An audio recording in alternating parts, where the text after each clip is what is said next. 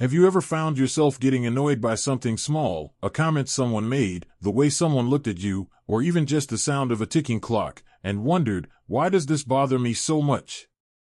You're not alone. As we grow older, it's not uncommon to feel like our patience wears thinner, or that little things get under our skin more easily than they used to. Maybe it's a neighbor's noisy lawnmower early in the morning, or a loved one repeating the same story for the 10th time. Whatever it is, these everyday irritations can quietly chip away at our peace of mind. But what if I told you there's a way to move through these moments with calm, grace, and even a sense of humor? That it's entirely possible, not just wishful thinking, to grow older without letting other people disturb your inner peace. In this video, we're going to explore how you can do exactly that. We'll walk through some practical habits and gentle mindset shifts that can help you build a stronger emotional foundation, one that makes it harder for others to rattle you, no matter what's going on around you. You don't need to be a monk or meditate in a cave. These are small, manageable changes that anyone can make right from home. So let's ease into it together. Let's start with something simple but powerful, the pause. You see, one of the biggest reasons we get angry or frustrated is because we react without thinking. Someone says something rude or thoughtless, and boom, the blood pressure rises, the heart beats faster, and we snap. It happens in seconds. But the truth is, there's a little space, a tiny pause, between what happens to us and how we respond.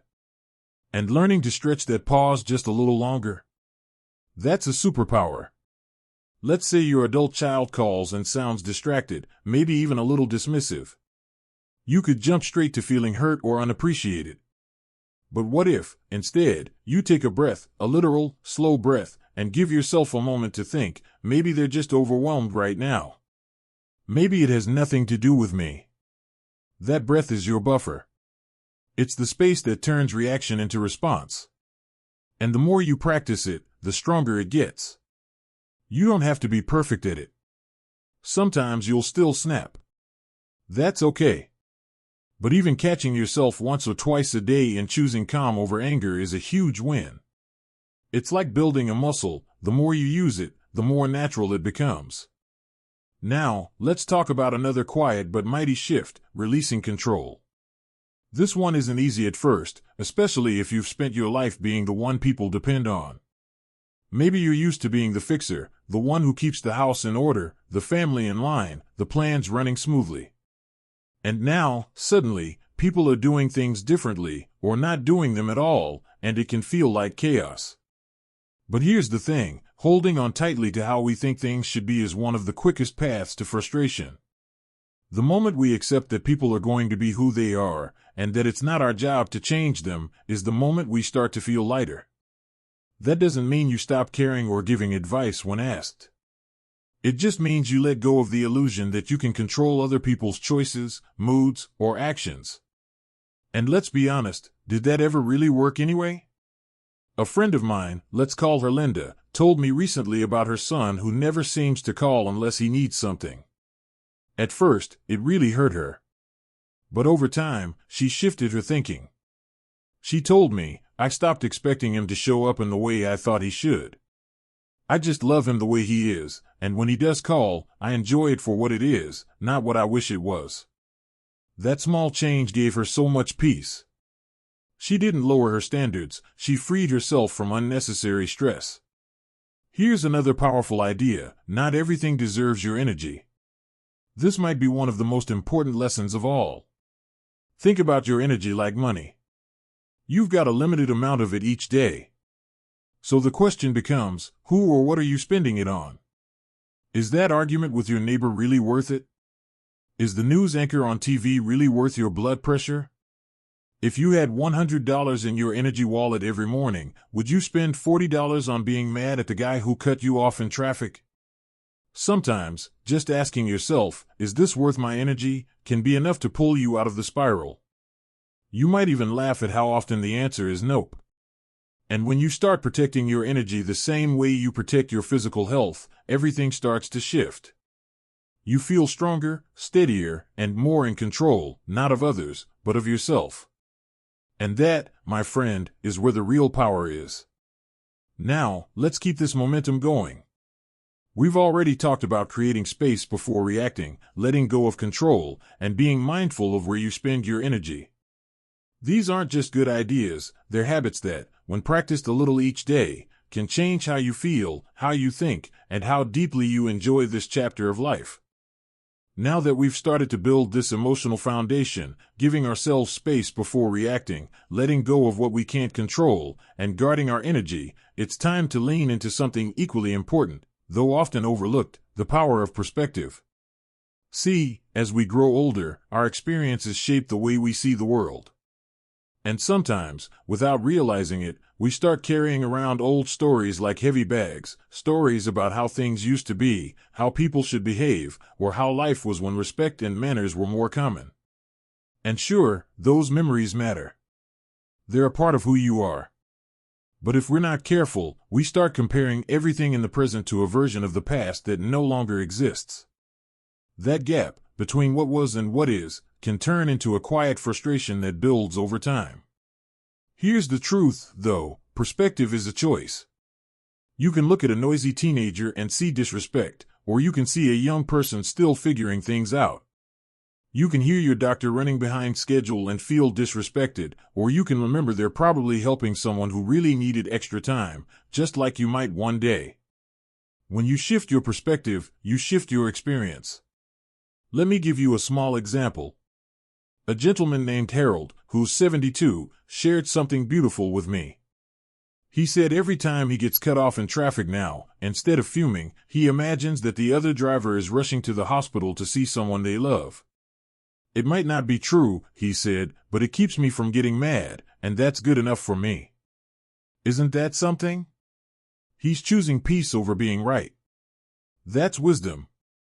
And that brings us to something else that can really change the game, humor.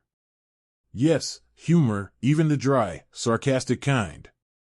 Laughter is one of the quickest ways to melt away irritation. When we laugh, especially at ourselves, we instantly stop taking life so seriously. And in that lightness, we make room for joy. Let's be honest, some of the things that annoy us are actually kind of funny when we step back. Like when your spouse keeps asking, "Where are my glasses?" while they're literally on their head.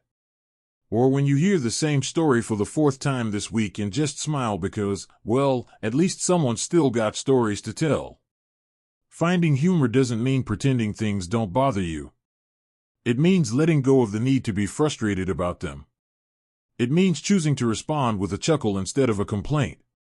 That kind of choice not only lifts your own mood, it changes the energy of the people around you too. And that's a kind of quiet leadership, you know? The kind that doesn't raise its voice but sets an example. Now let's talk about something more internal, how you speak to yourself. One of the sneakiest ways we stay bothered is through self-talk. You know that little voice in your head that says, "Why does this always happen to me?" or "Why can't people just do things right?" That voice can sound innocent, but it has a lot of power. If you let it run wild, it'll keep you in a loop of irritation. But here's the trick, talk back to it. Gently, kindly, like you'd speak to a dear friend. When that voice says, "This is so annoying," you might answer, "Maybe, but it's not the end of the world." When it says, "They should know better," you might say, "Maybe they don't." And that's okay.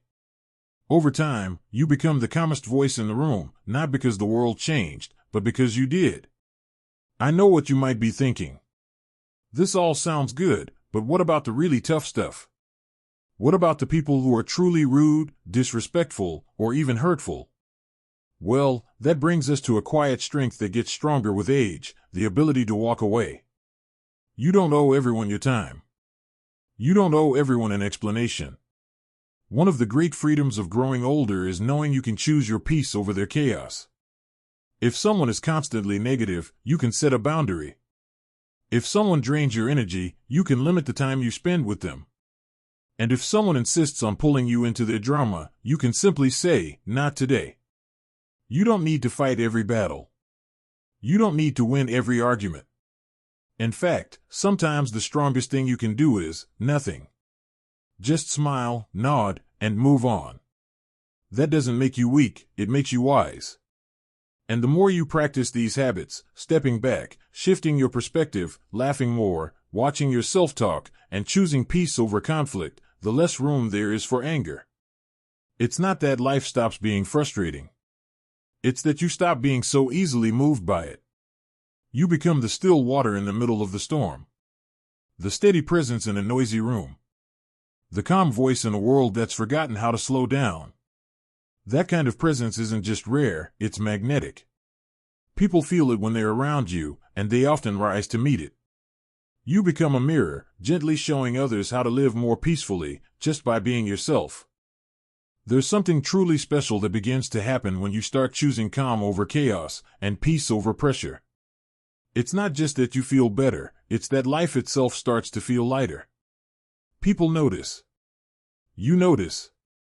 And little by little, the things that used to send your blood boiling barely even make a ripple anymore. But there's one more piece to all this that might be the most important of all, and that's forgiveness. Not just the kind we offer to others, but the kind we offer to ourselves. Because let's be honest, sometimes the hardest person to forgive isn't someone out there, it's the one in the mirror. Maybe you're carrying regrets. Words you wish you could take back. Choices you wish you'd made differently. Maybe there are people you've held on to anger toward for years, and even though they're no longer part of your life, the resentment still lingers in your thoughts. That kind of weight? It's heavy. And it shows up in unexpected ways: irritation, short tempers, sadness that doesn't seem to lift. But here's the truth: forgiveness isn't saying what happened was okay. It's saying you're okay now, and you're not going to let the past steal one more moment of your peace. It's not about excusing bad behavior. It's about refusing to carry it with you anymore. Imagine that, waking up without that weight on your shoulders. Not because someone apologized. Not because justice was served. But because you finally decided to put your peace above your pain. That kind of decision can change your life, even if nothing else around you changes. And when you forgive yourself for the times you snapped, or didn't get it right, or weren't as patient as you wanted to be, you give yourself permission to grow. You stop beating yourself up and start lifting yourself up. And let me tell you, that's self-compassion. That's the quiet fuel behind every lasting change. Now, all of this, building calm responses, choosing your perspective, protecting your energy, and forgiving yourself and others, it's a lifelong practice. It's not a magic switch you flip once and forget about. It's something you return to daily, like brushing your teeth or taking a walk. Some days it'll feel easy. Other days, not so much. But every time you try, you're strengthening that inner peace. There's one last thing I want to leave you with. And it's this: you don't owe anyone your anger. Not anymore. You've lived long enough, loved deeply enough, and lost enough to know what really matters. You've earned the right to be free from grudges, from stress, from other people's bad moods. Let them carry their burdens. You don't have to pick them up. You can be kind without being a doormat. You can set boundaries without raising your voice. And you can choose to focus on the parts of life that bring joy, warmth, and connection, instead of getting stuck in the same old irritations. That's not avoiding life, it's mastering it. One woman I spoke to, in her late 60s, told me this: the best part of getting older is realizing I don't have to fix everyone's problems, or even respond to them. I just smile, say something nice, and go back to my garden. Isn't that beautiful? Her peace isn't passive, it's powerful. It's something she cultivated like a garden, one small choice at a time. And you can do the same. So next time you feel yourself getting riled up, by the news, by a stranger, by someone you love, try pausing. Try asking yourself, is this worth my peace? Try laughing, letting go, or simply stepping away. You'll be amazed at how quickly your days feel different. How the noise fades. How people start treating you differently because they can feel that you're no longer reacting from a place of tension, but responding from a place of strength. You deserve that kind of calm. You deserve mornings where your first thought isn't dread. You deserve evenings where your heart isn't heavy from someone else's baggage. And you deserve a life where joy isn't stolen by every little annoyance. You've earned it. So let that be your practice from today forward. Not perfection. Not silence. Just presence, patience, and peace, one gentle choice at a time. And if this spoke to you, I'd love to hear from you. Share your thoughts in the comments. What helps you stay calm? What's something you've learned about keeping your peace as you've grown older? Your words might be exactly what someone else needs to hear today. And if you found this video helpful, go ahead and give it a like. It lets us know we're creating content that matters. Don't forget to subscribe if you want more videos that help you feel stronger, lighter, and more at peace, no matter your age. Thanks so much for spending this time with me. Remember, you're not here just to get through life, you're here to enjoy it. To breathe deeply. To smile more. And to live your days with a heart that's light and full. Here's to living your best life at any age.